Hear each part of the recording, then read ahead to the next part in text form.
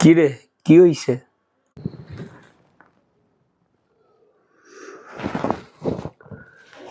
বলিস না ভাই, ঢাকা শহরে অলি গলিতে এত কোচিং সেন্টার, ভাই বলে শেষ করতে পারছি না। সময় মতো বাসায় আসতে পারি না।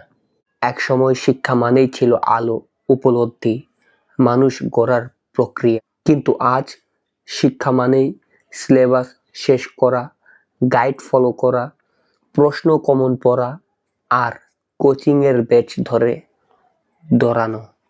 আজকে বাংলাদেশের প্রতি অলিগলিতেই কোচিং সেন্টার, কিন্তু একটাই প্রশ্ন, শিক্ষার্থী তৈরি হচ্ছে নাকি কেবল ভালো মার্কশিট?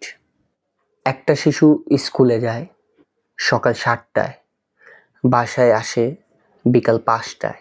সকাল স্কুল, বিকাল কোচিং, রাতে টিউশন।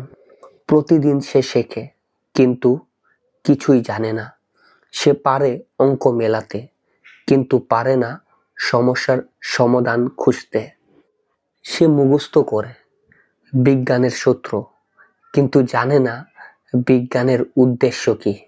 বাংলা শেখে, যেটা তার মাতৃভাষা, অথচ তার ভাষার চর্চার অভ্যাস গড়ে ওঠে না। ইংরেজি শেখে, কারণ সেটা উন্নত দেশের ভাষা।